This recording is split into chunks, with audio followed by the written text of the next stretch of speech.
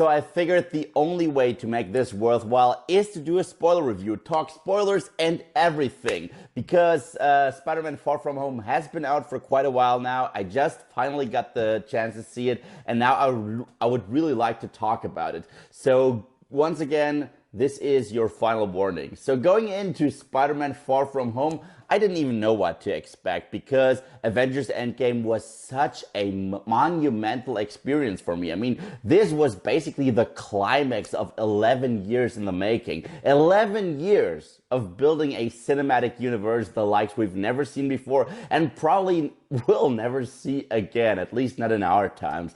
And I've always been a huge Marvel fan. I've always been a huge Spider-Man fan. And funny enough, recently I started to rewatch every single Spider-Man film. And if I get the chance, I will review all of them on this channel. So now enter Spider-Man Far From Home, the second standalone Spider-Man film for the MCU and the first film post Endgame.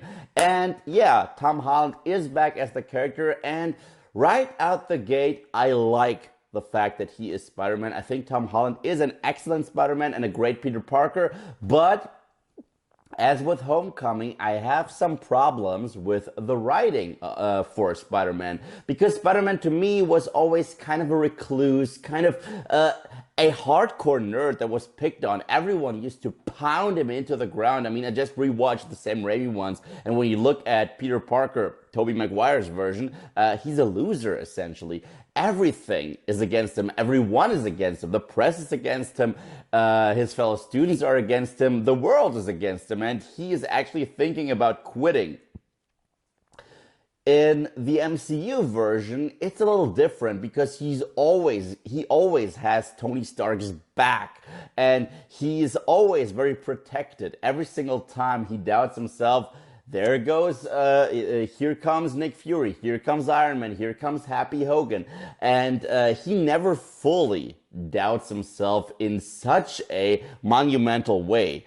Also, he's not really socially awkward. He has the innocence down, and I love him as Spider-Man when he's quippy. But all in all, he's not a socially awkward kid. I also still don't like the fact that all of his technology, his suits, and everything that makes him Spider-Man basically comes from Tony Stark. That is just something that, I don't know, I can't roll with. I like the fact that the original Peter Parker is a dumpster diver. He's someone that, with little resources, invented this tremendous suit and web shooters. Or just has organic web shooters like he does in the Raimi one. Bitching aside, when it comes to Spider-Man, the character, Tom Holland was great, and so was Zendaya as MJ, which is interesting because I didn't really like her in Homecoming. She just seemed socially awkward for the sake of it. In this film, she feels a lot more human, and I love their connection. They actually do have romantic tension. They have chemistry. I love that. I think that a decent Spider-Man film needs to have a romance. So I really dug it, but I think the roles should have been switched. I think he should have been the socially awkward one, and she should have been the very self-confident woman, because that is normally how it goes in the Spider-Man stories. Then next on my list is actually all the tie-ins to the overall MCU, because as I mentioned before, this is the first film post Endgame, and it addresses that. And this is one of my biggest gripes with a film. It actually pokes fun at the snap, at Thanos, the snap, people vanishing and coming back. And I'm like, no, you can't do that. You just can't do that, because Infinity War and Endgame was basically the most dramatic experience within the entire MCU. You don't poke fun at that. I mean, come on. I get it. Marvel is notorious for the humor, but this time around it just didn't work for me. They made those blip jokes over and over and over again to a point where it just got nauseating. I love the fact that they honored Tony Stark. Like, his presence is really felt throughout the film. But even when it comes to Tony Stark, sometimes they use him for a joke, and sometimes it feels genuine. Like, one of my favorite scenes of the entire film was just Peter and Happy having a nice exchange talking about the loss of Tony Stark. That was great. That was solid writing. That was really respectful. And now let's talk about what, in my opinion, is the best part of the entire film. It is Jake Gyllenhaal as Mysterio, aka Quentin Beck. I mean, when I saw the trailer and they tried to make us believe that he is from another universe, another timeline, and that the whole created a multiverse, I knew that it was all bullshit. So I think every single person that has ever read a Quentin Beck, a Mysterio story, knew what was really going on.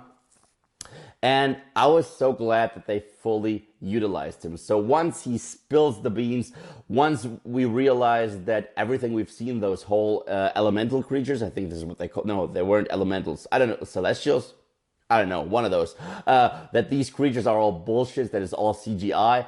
I loved it. I loved it. What I didn't love, however, was the big exposition scene where he was just spilling the beans in front of everyone, basically revealing his entire evil plan to his co-workers. I'm like, this is kind of dumb and it seems forced, even though I like the tie-ins to the other films, like Civil War being one of them, and the first Iron Man that they showed the scene with Obadiah Stane. That was cool. And in general, they nail the villains in these MCU Spider-Man films. I mean, Michael Keaton was great as Adrian Toomes, and Jake Gyllenhaal was phenomenal. Like, everything I wanted to see from Quentin Beck, I got in this movie, yet so much more.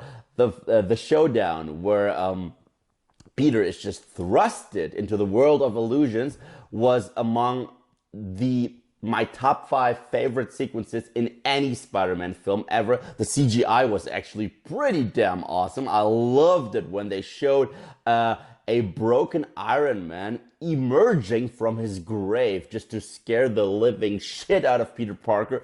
That, in it of itself, was just fucking incredible. And in general, the dynamic between Mysterio and Peter Parker was just fucking incredible. It was indescribable because he's a character that is not physically strong. He's a character that does not have superpowers, but he's just the master of illusions, which is why his scenes are visually so goddamn interesting that I was like, yeah, I'm loving every second of it. I actually even enjoyed the part where Peter Parker took out all those drones.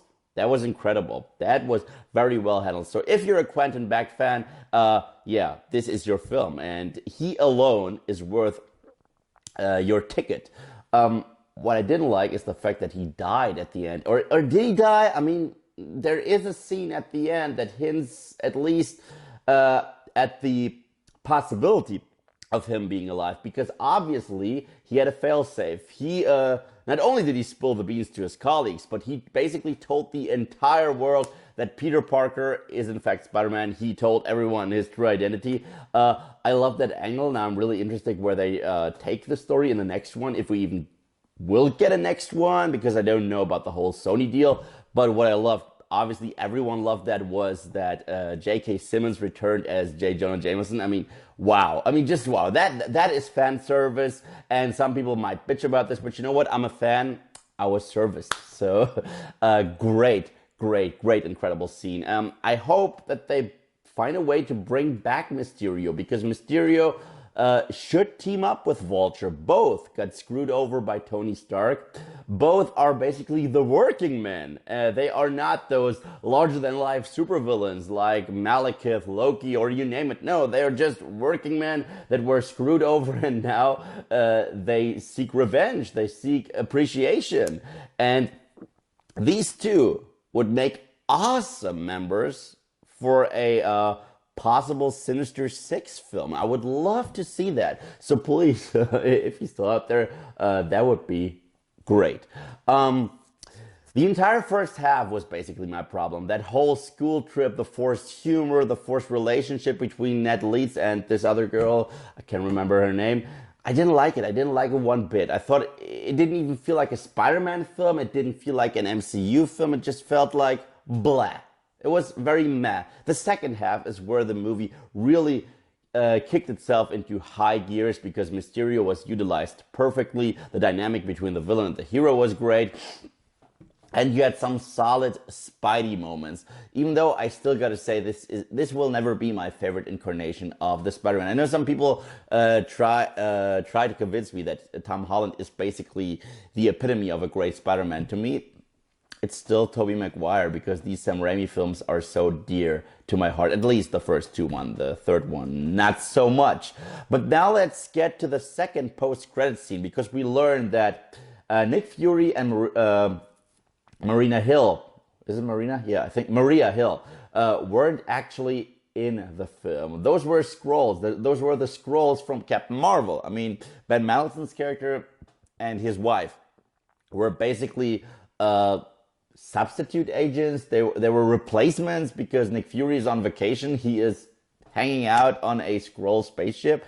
I don't even know what that's supposed to mean because they're obviously not going for the secret invasion because the Skrulls in this universe, in the MCU, they're the good guys. So they don't have evil intentions. So if it was all a joke or if it's going to lead into something big, that is something that we will just wait to find out. But all in all, I did really enjoy this film. When I first left the theater, I was like, I don't know if I liked it. The more I think about it, the more I like it. But just because of Mysterio. Mysterio nailed it. Jake Gyllenhaal, not only was he did he deliver a great performance, but the writing for Mysterio was some of the best when it comes to a Spider-Man villain on the big screen. The trippy sequences were so tremendously well executed, were visually so stunning and meant so much to me as a hardcore Spider-Man fan that I was like, yeah, okay, I get it. This movie is not bad, but it isn't that great either. I would totally recommend for you to check it out and judge for yourself. But if you're like me and if you're a fan of old school Spider-Man villains, then you will at least love this aspect of the film because Mysterio is the scene stealer and basically saved the movie for me because the movie on its own was just okay and passable. But when that second act happened and when we saw how Mysterio, how Quentin Beck operates, I was like, this is awesome.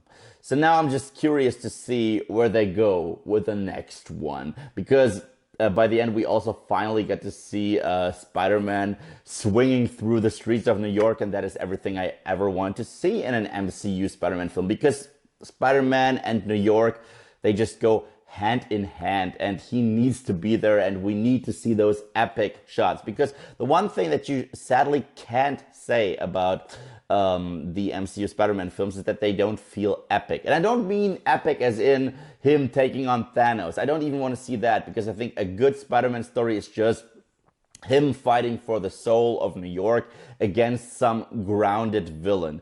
A villain that doesn't want to take over the world, but a villain that is super villainous, sometimes cheesy, but a villain with a clear motivation. And we do have those villains. So now we just need a proper story because Tom Holland is awesome. The villains are awesome. It's just the overall plot sometimes feels, I don't know. So all in all, I would say that Spider-Man Far From Home gets a silver medal, which surprises me. I was going to give it the bronze medal, but the more I think about Mysterio, the more I enjoyed this film. I would actually recommend it to others just for the Mysterio sequences. So Spider-Man Far From Home, have you seen it? What are your thoughts? Let me know in the comment section below. And thank you guys, as always, for watching. And if you like what you see here and you want to see more, then just subscribe.